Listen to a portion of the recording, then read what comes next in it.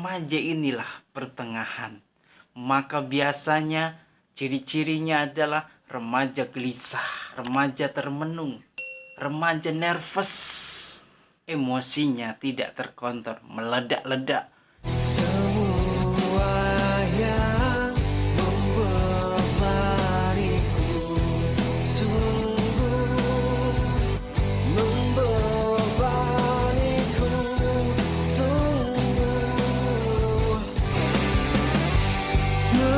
Jalan di tepi pantai, tertiup angin berhembus, sejukkan hati, damaikan diri. Assalamualaikum warahmatullahi wabarakatuh. Welcome back to channel DR Gusti MPD.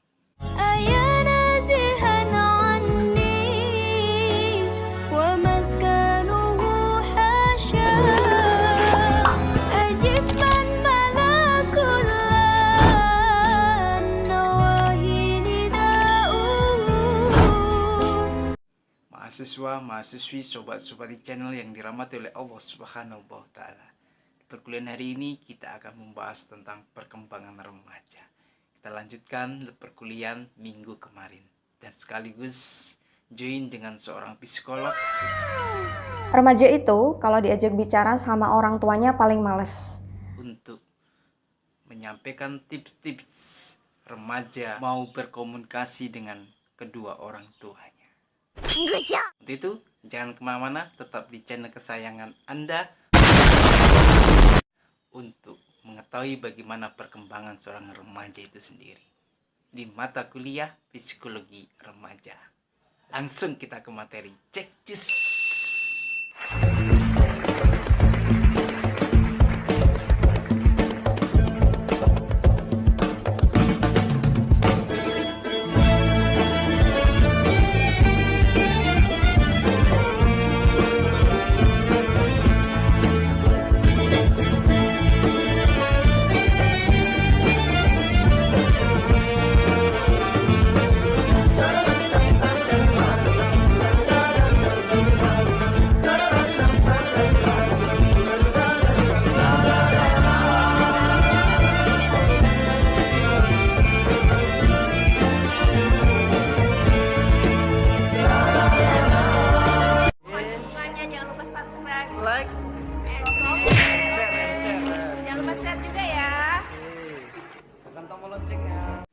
Remaja.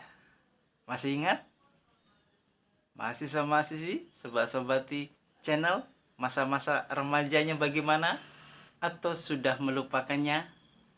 Masa remaja itu ketika... Salah. Kenapa kalian terlambat? Kalian tahu ini sekarang jam berapa? Sekolah itu tanggung jawab kalian. Kalian harus tepat waktu masuknya. Kamu tahu? Setiap murid yang terlambat gak boleh masuk kelas. Diri di luar. Ketika gelombang badai menerjang seorang remaja, bukan berarti remaja hanyut di dalam lautan, tetapi perubahan-perubahan pada remaja diibaratkan seperti badai dan topang dan gelombang dahsyat karena berubah dari masa kanak-kanak menuju dewasa. Perubahan sangat dahsyat dari masa kanak-kanak atau anak-anak menuju dewasa. Remaja inilah pertengahan. Maka biasanya ciri-cirinya adalah remaja gelisah, remaja termenung, remaja nervous, emosinya tidak terkontrol, meledak-ledak, cepat marah, tidak bisa diatur, tidak bisa dinasehati. Demikianlah yang dirasakan oleh remaja dan yang sudah pernah kita rasakan pada waktu remaja kita masing-masing. Iya. Lalu timbullah sebuah pertanyaan pada diri kita. What's? Apa? Why? Mengapa? Because. Karena apa? Hal tersebut bisa terjadi pada remaja. Mau tahu? Atau banget taunya? Ikuti di channel ini.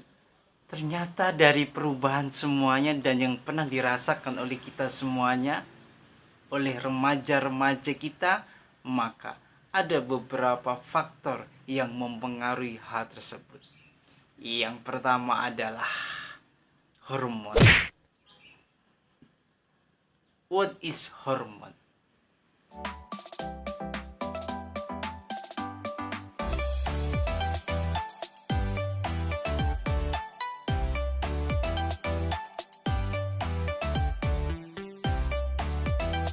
Hormon inilah yang mengubah pada diri remaja dari masa kanak-kanak menjelang masa dewasa, maka perubahan-perubahan hormon yang mulai aktif pada remaja itulah yang membuat remaja berubah secara drastis.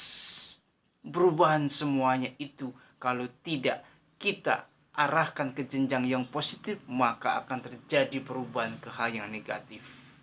Yang kedua, nutrisi. Masa kanak-kanak susah untuk makan, sukanya bermain. Masa remaja sebaliknya, makan dan makan pekerjaannya. Mulai menyukai sesuatu yang berhubungan dengan makanan, karena untuk meningkatkan nutrisi pada tubuhnya. Inilah yang menyebabkan remaja cepat berkembang dan bertumbuh secara fisiknya. Perubahan-perubahan begitu drastis oleh seorang remaja tersebut. Remaja juga akan mengalami faktor yang ketiga, yakni anemia, susah untuk tidur. Anemia menghambat pada remaja. Anemia membuat remaja resah dan gelisah karena sulit untuk tidur nyenyak sebagaimana mestinya di waktu kanak-kanak dahulu. Karena remaja mulai berpikir secara drastis, fungsi tubuhnya mulai aktif di dalam menggerakkan organ-organ pada tubuh remaja tersebut. Maka anemia menyelimuti para remaja. Yang keempat adalah cacat tubuh. Kalau remaja ada yang tidak normal, ada sedikit aja yang cacat pada tubuhnya, maka remaja hilanglah kepedeannya, hilanglah pada dirinya sesuatu yang membuat remaja menjadi remaja yang mandiri, remaja yang bisa bergerak sendiri. Inilah yang membuat remaja hilang kepedeannya. Nah, timbullah mindernya pada diri remaja. Ini faktornya. Gimana seorang remaja tersebut mulai terbelit dengan keuangan. Remaja butuh dengan pendanaan yang cukup karena remaja mulai membutuhkan perlengkapan-perlengkapan di dalam kehidupannya. Kalau remaja putri, maka dia mulailah mengenal dengan bedak yang berharga, lipstik, minyak wangi, baju yang bagus. Maka inilah kebutuhan-kebutuhan yang harus didapatkan seorang remaja. Dan ketika remaja putra, laki-laki, maka dia butuhlah yang namanya minyak rambut dan perlengkapan aksesoris yang lainnya, yang membuat seorang remaja semakin pede di antara remaja-remaja yang lain. Kalau keuangan tidak cukup, maka akan terjadilah hal-hal yang negatif.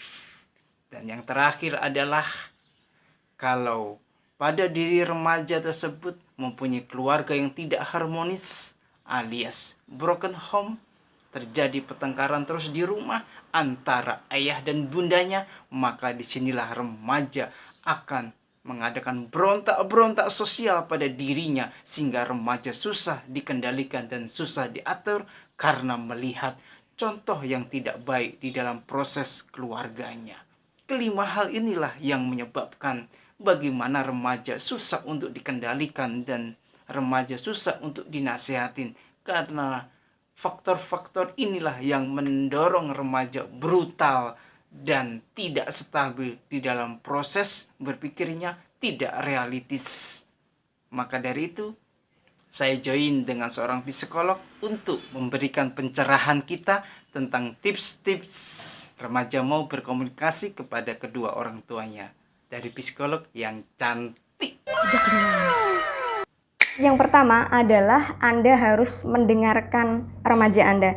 Jadi, tidak ada orang di dunia ini yang mau mendengarkan Anda kalau Anda sendiri tidak mau mendengarkan mereka.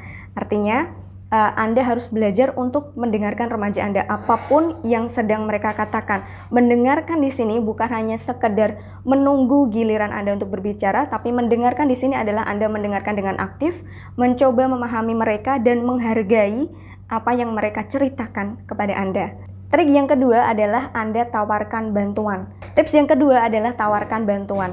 Setelah anak remaja Anda bercerita, jangan langsung dihakimi atau diskak. Tapi Anda harus tawarkan bantuan kepada anak Anda, dorong mereka untuk terus bercerita, gali ide-ide mereka dengan cara melontarkan pertanyaan seperti apa, bagaimana, kapan, dan juga siapa. Hindari untuk melontarkan pertanyaan kenapa, karena kenapa itu menjebak anak berada dalam pola pikir defensif, dan ini membuat anak Anda merasa bahwa oh di sini saya salah dan saya harus menjelaskan kebenaran itu kepada orang tua saya, dan ini membuat anak malas untuk kembali bercerita kepada Anda.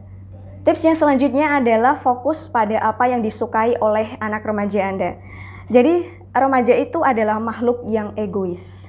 Nah, Anda bisa memanfaatkan keegoisan mereka ini dengan cara bertanya tentang apapun yang dia sukai, game online apa yang sering mereka mainkan, kemudian musik apa yang sering mereka dengarkan, makanan apa yang mereka sukai, kemudian olahraga apa yang sering mereka ikuti, dan cobalah untuk terjun di dalam bidang yang mereka suka itu tadi. Jadi Anda tidak perlu untuk sok tahu di sana untuk berusaha menyukai, tapi Anda terjun saja karena Anda menghargai apa yang mereka sukai.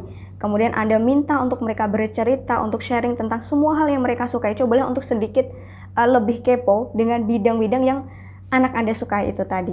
Tips yang selanjutnya yang bisa Anda praktekkan untuk bisa membuat remaja Anda jujur kepada Anda adalah jadwalkan kencan berdua. Jadi misalnya Anda punya anak 3, maka jangan diajak kencan semuanya, tapi milikilah waktu masing-masing. Misalnya anak pertama Anda biasakan setiap 1 bulan sekali atau 3 minggu sekali untuk kencan berdua saja, dengan anak kedua, dengan anak ketiga juga sama seperti itu. Anda bisa belanja bareng, Anda bisa makan malam berdua, Anda bisa pergi liburan berdua, atau Anda bisa bersih-bersih rumah berdua saja. Dan ketika Anda melakukan kegiatan itu tadi, jangan tanyakan hal-hal yang memberatkan mereka seperti tugas sekolah dan sebagainya, tapi santai saja dan nikmati semua kegiatan itu dengan biasa saja, dengan ringan hati begitu.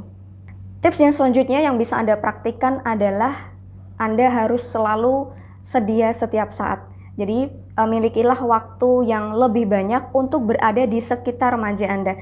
Jadi ketika Anda berada di rumah, remaja Anda juga berada di rumah, bahkan Anda tidak berkata apapun, tidak ngobrol apapun dengan anak Anda, hanya kebersamaan fisik saja itu sudah membuat anak-anak merasa bahwa mereka aman secara emosional, dan itu akan membantu meningkatkan bonding emosional Anda dan juga anak-anak Anda. Jadi sering-seringlah untuk memiliki waktu bersama dengan anak, meskipun tidak mengerjakan hal yang spesifik, meskipun tidak ngobrol tentang satu hal secara spesifik. Tips yang sangat penting dan ini sangat manjur selalu saya praktikkan adalah berbagilah rahasia Anda. Jadi seseorang itu akan mau berbagi rahasia dengan Anda ketika Anda mulai lebih dulu untuk berbagi rahasia dengannya. Jadi cobalah untuk sesekali ngobrol serius dengan anak Anda, berbagilah rahasia-rahasia besar yang pernah Anda miliki, meskipun itu terkadang Anda bisa mengarang cerita atau mengada-ngada, tidak masalah. Tapi cobalah untuk menyamakan frekuensi itu tadi. Seseorang akan mau curhat atau bercerita rahasianya kepada Anda ketika Anda pun melakukan hal yang sama kepada mereka. Tapi Anda tidak boleh langsung berharap bahwa ini anak nanti akan langsung aktif mendengarkan saya atau dia akan merespon dengan sangat serius apa yang saya katakan. Itu tidak akan terjadi. Jadi karena mereka masih remaja. Jadi remaja itu kalau mendengarkan dia hanya sayup-sayup saja sambil lalu. Tapi meskipun begitu dia akan tetap mengingat apa yang Anda katakan, apalagi Anda mengatakan bahwa ini adalah rahasia gitu. Jadi mereka akan tetap memperhatikan meskipun sambil lalu. Tapi seiring berjalannya waktu nanti, ketika Anda sering untuk membagikan rahasia Anda, maka lama-lama pun dia akan terpancing untuk mengutarakan rahasianya. Selanjutnya, yang perlu diingat adalah jangan diinterupsi. Ketika remaja Anda bercerita tentang hal apapun, sekalipun itu hal yang sepele, atau ketika di pertengahan obrolan itu Anda tidak setuju, tidak suka dengan pendapat mereka, jangan diinterupsi. Biarkan mereka bicara sampai akhir. Kenapa? Karena ketika Anda interupsi, stop, dia gak akan mau cerita lagi sama Anda. Dan ketika nanti Anda bicara lagi sama dia, ngasih nasihat, ngasih saran, dia juga akan menginterupsi Anda, dia akan menyela Anda, karena apa yang Anda ajarkan kepada mereka adalah Anda menginterupsi, menjeda, dan juga menyela mereka. Selanjutnya, Anda juga perlu untuk berhenti menginterogasi anak-anak Anda. Tidak ada orang di dunia ini yang mau untuk diinterogasi. Anda mungkin adalah orang tua yang kepo, Anda ingin tahu detail tentang anak-anak Anda, tentang pergaulannya, teman-temannya, dan lain sebagainya.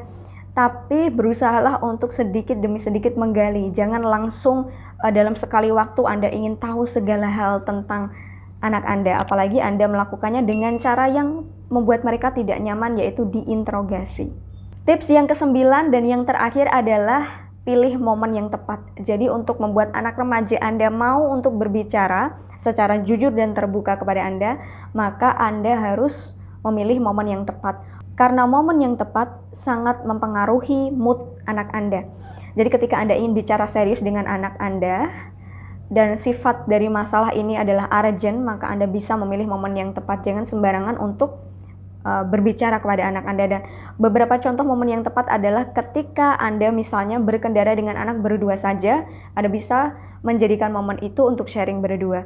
Kemudian ketika malam hari menjelang tidur, Anda bisa mengunjungi kamar pribadi anak Anda untuk menanyakan hal yang sifatnya urgent itu tadi. Dan apalagi ini sifatnya ada di dalam kamar pribadi, biasanya lingkungannya atau atmosfer ruangan itu menjadi lebih kondusif dan membuat mereka jadi lebih terbuka untuk sharing kepada orang tuanya. Kemudian momen yang ketiga adalah saat kalian makan, khususnya ketika lagi makan cemilan bareng. Orang-orang biasanya akan cenderung lebih mau untuk membuka dirinya, lebih santai untuk membicarakan dirinya ketika mereka sedang makan berdua dengan orang yang menurutnya itu dekat, begitu. Jadi Anda bisa mencoba trik gitu, Anda cari tahu makanan kesukaan anak Anda apa, kemudian Anda bisa ngajak ngobrol atau menggali rahasia dia ketika mereka sedang makan itu tadi, ketika mereka sedang menikmati makanannya. Kemudian momen yang keempat adalah saat remaja Anda sudah siap. Saya bisa katakan 85% remaja itu mereka akan mau untuk bercerita sendiri kepada orang tuanya ketika mereka sudah siap. Siap di sini biasanya karena mereka butuh solusi dari Anda, butuh bantuan dari Anda, atau dia sudah menemukan solusinya sendiri dan dia ingin sharing pada Anda. Jadi ketika remaja Anda sudah siap pada salah satu kondisi ini, dia akan mau untuk bercerita sendiri kepada Anda. Jadi tidak perlu untuk dipaksa. Demikianlah remaja, perkembangan dan persoalan dan juga faktor-faktornya yang harus diketahui oleh seorang calon guru yang akan mendidik remaja di bangku sekolahan. Untuk itu, mendalami psikologi remaja, cara untuk guru di dalam mendidik siswa-siswinya nanti. Demikian perkuliahan hari ini, semoga berkah dan manfaat. Apabila ada kekurangan mohon dimaafkan. Apabila ada pertanyaan, kita diskusi di kolom komentar. Billahi taufiq wal hidayah wa ridho wal inayah fastabil kharas wa huwa muwafiq ila aqwamit thoriq. Wassalamualaikum warahmatullahi wabarakatuh.